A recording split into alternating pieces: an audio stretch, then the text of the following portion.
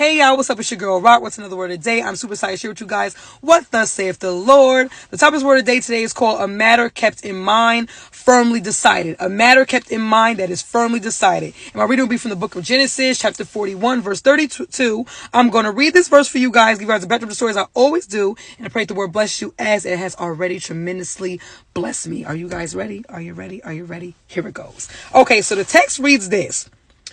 The reason the dream was given to Pharaoh in two forms is that the matter has been firmly decided by God. And it will happen soon. Right? I'm going to say it again. The reason the dream was given to Pharaoh in two forms is that the matter has been firmly decided by God. And God will do it soon. So in this text, we pick up because Pharaoh is very troubled by his dream. He has a dream of 7 fat cows and 7 ugly cows. The 7 ugly cows eat of the fat cows, and he wakes up. No, then he has another dream again. Same dream, same night, same timing actually.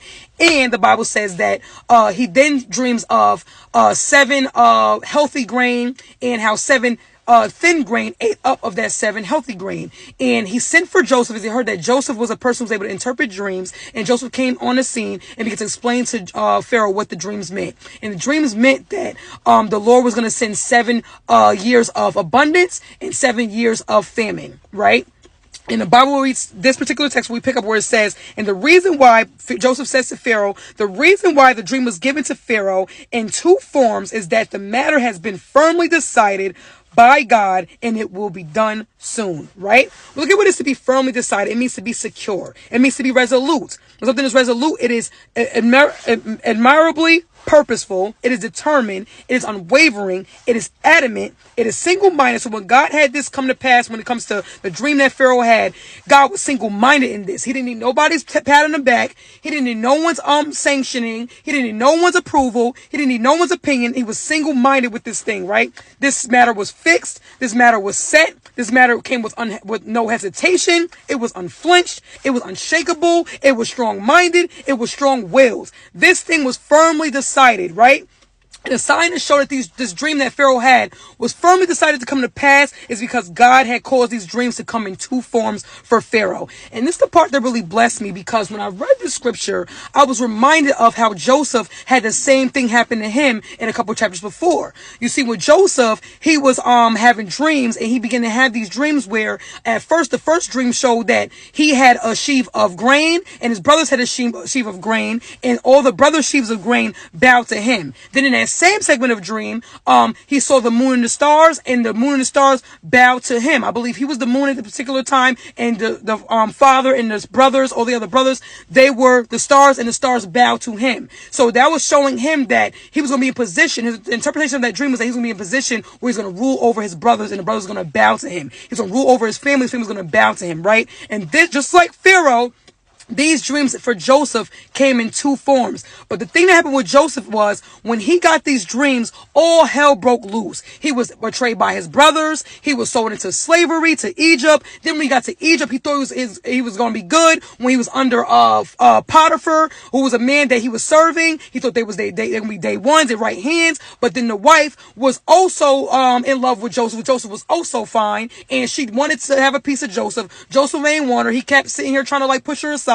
Kept trying to elude her, kept trying to dub her, but she kept insisting on trying to be with him. He did not want to be with her. She lied on his name, lied on his character. He was then put in prison because she acted like he tried to touch her and try to take advantage of her when he did not do that. Now he's in prison, and now he's even in prison right now amongst other people who actually did crimes. He's over here being falsely accused. He had everything that happened with him to where there's no way he would even think that his dream would come to pass, which I don't even believe at this point he even thought about his dream anymore. Because even though he had the same concept that happened with him as Pharaoh did, he went through so much turmoil that he didn't even realize that the same way he's speaking over Pharaoh's life, that this dream is in fact going to come to pass because God gave it in two forms.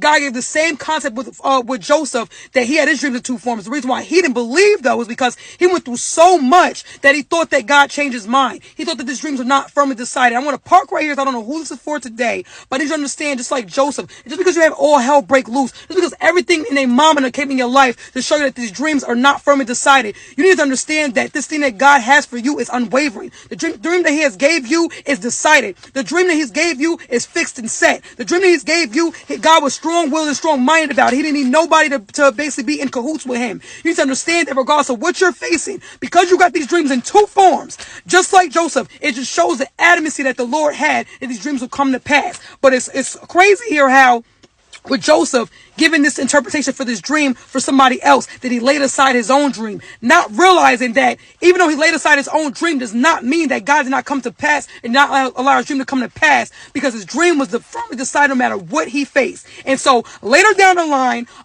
Pharaoh has promoted Joseph to preserve the land by allowing him to be the one that's in authority to make sure that they keep the abundance that they needed, to where when famine come, he has the abundance to make sure everybody survives in Egypt. And it was then where the brothers, in a space of famine now, where they finally was forced to come to their brother's aid, not even knowing that they were going to their brother. And it was at that moment where where Joseph had realized that his brothers had came about, the same ones that betrayed him, the same ones that brought hell to him, the same ones that put him in the position he is right now. Like, all that happened, and no matter what happened to Joseph, at that moment, the brothers eventually bowed. You want to know why they bowed? Because they was a part of a dream that was firmly decided on.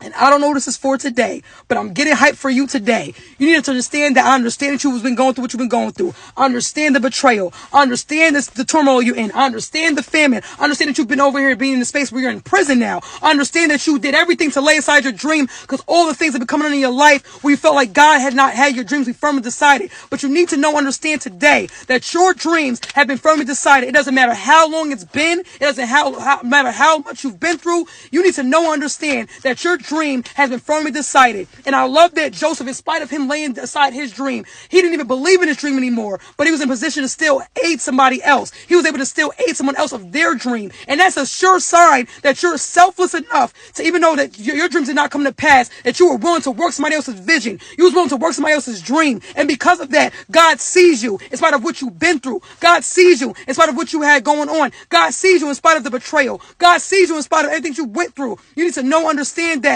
it don't matter what took place. Your dream has been firmly decided. And some of you guys waited a very, very long time. But I'm here to let you know, like the word says today, it says that the dream was firmly decided by God, and God will do it soon. Your dream is soon coming. Your purpose is soon coming. The promise is soon coming. And you want to know why? Because you had this thing many forms. This dream came to you more than once.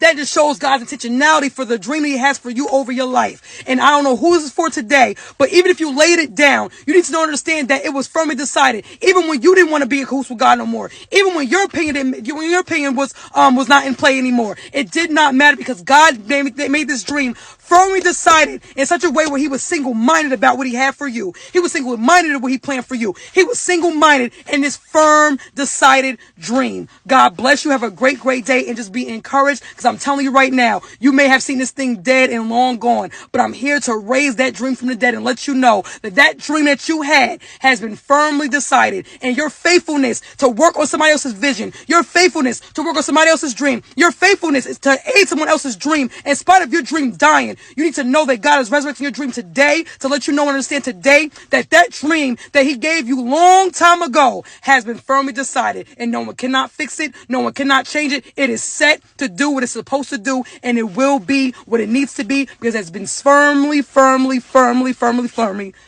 decided by the Lord thy God. God bless you. Have a great, great day.